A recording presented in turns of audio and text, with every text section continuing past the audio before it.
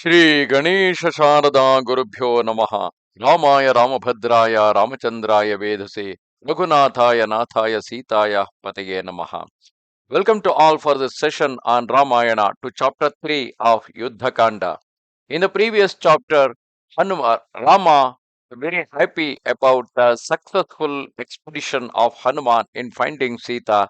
He gave him a tight embracement and then he hugged him well, and then he went on repenting that still he could not able to have Sita near him, and how they will be able to cross the ocean to reach to Lanka in order to free Sita. And at that point, Sugriva tried to console him, saying that look for how exactly we will going to uh, ensure a bridge across the ocean to cross the entire army to Lanka, because once we reach Lanka, all the Vanaras, all the apes are now enthusiastic to kill the demons and titans and finally ensure the killing of Ravana in order to release Sita. These words of Sugriva, judicious and full of good sense, pleased Akusta, who said to Hanuman, by the power of my austerities, I am well able to cross the ocean by throwing a bridge over it or even drying it up. What are the fortifications of this inaccessible Lanka? Because Hanuman had already visited there, so he must be knowing about the fortification, the way of protecting protection in the city of Lanka. Describe them fully to me. I wish to hear all about them as if I had myself beheld them. O monkey, how are its gates manned? What is the strength of the army? What kind of moats surround it?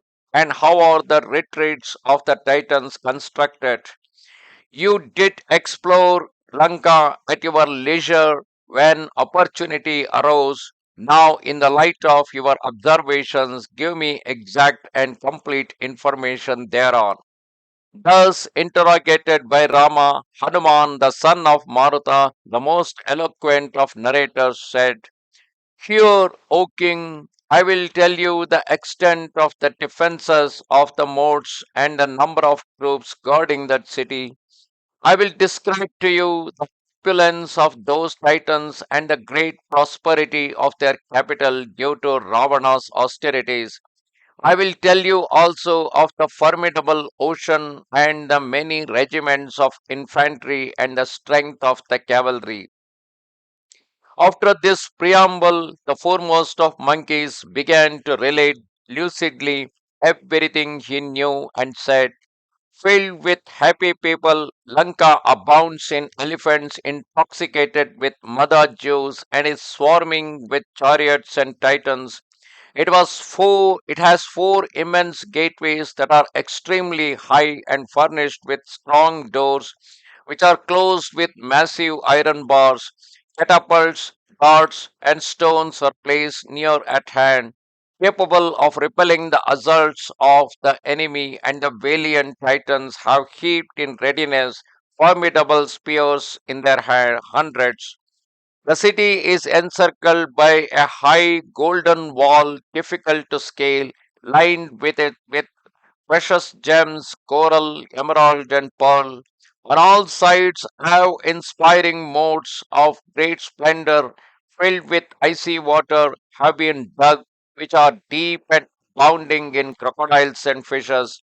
At the entrance of these dikes, there are four long drawbridges furnished with innumerable weapons, and five great cannons are placed round about which defend the entries against the approach of the enemy, whose battalions would be flung by these engines of war into the moats on every side. The most important of these basins, impossible to force, is of unsuperable strength and dazzling with its pillars and fulcrums of gold. Endowed with great physical strength, O Prince, Ravana is avid for combat, ever on the alert and constantly reviewing his forces. Lanka is therefore impregnable. It is a celestial citadel that inspires terror. Surrounded by water, built on a mountain with its fourfold defenses. It is situated on the other side of the impassable ocean.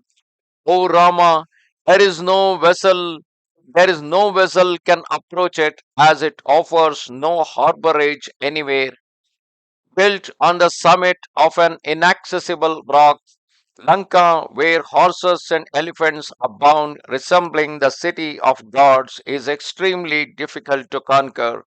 With its moats and shatagnis, its engines of war of every kind, that capital of the wicked Ravana is unique.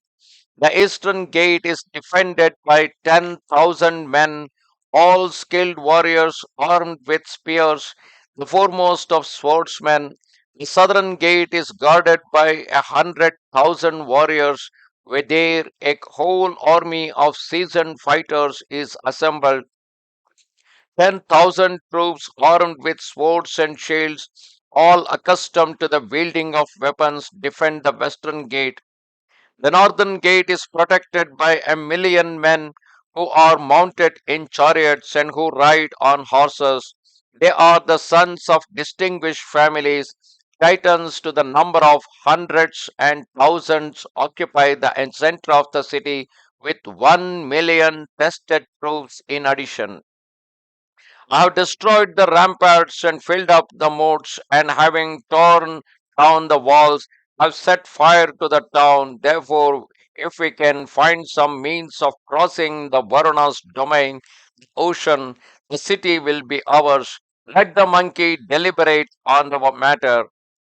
Angada, Divida, Mainda, Jambavan, Panasa, Nala, and the general Nila will fall upon Ravana's capital with its hills, woods, moats, archways, and ramparts, and bring Sita back to you. O Raghava, what need is there for the rest of the monkeys?